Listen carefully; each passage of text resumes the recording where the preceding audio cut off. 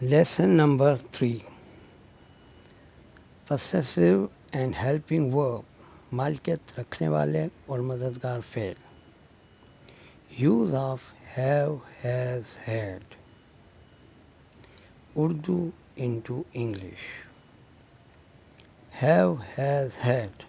مندرجہ بالا فعل تعلق، قبضہ، ملکیت، موجودگی یا رشتہ ظاہر کرتے ہیں اور مددگار کے طور پر استعمال بھی ہوتے ہیں.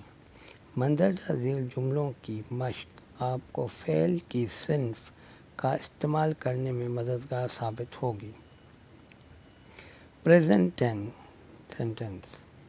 زمان حال کے جملے آئی، وی، یو، دے ان کے ساتھ ہیو آئے گا، ہی، شی، اٹ اور ان کے ساتھ ہیز آئے گا. Past sentence. زمان ماضی کے جملے آئی، وی، you, they, he, she, it in تمام سبجیکٹ پروناؤن کے ساتھ ہیڈ آئے گا. ناکاری ملکیت والے جملوں میں ہمیشہ نہ کی جگہ پر نو کا استعمال ہوتا ہے اور مددگار فعل اور خاص فعل کے درمیان ناٹ کا استعمال ہوتا ہے. یہاں خاص فعل سے مراد پرنسپل جو ورب ہے وہ. I have no books. میرے پاس کتاب نہیں ہے.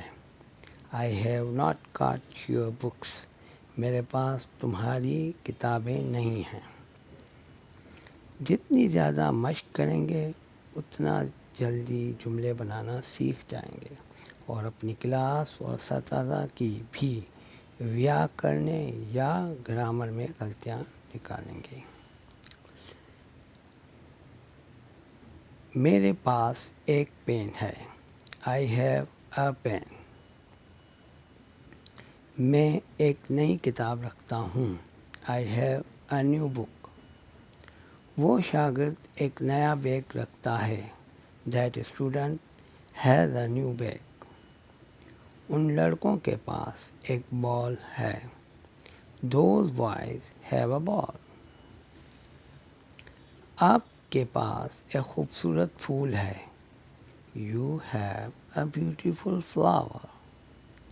کیا آپ کے والد کے پاس کار ہے؟ Has your father got a car? غریب بچوں کے پاس گرم کپڑے نہیں ہیں.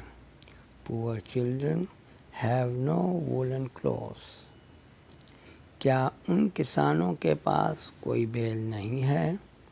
Have these farmers no oxen? ان مسافروں کے پاس ایک پرانا کمبل ہے. That traveler had an old blanket.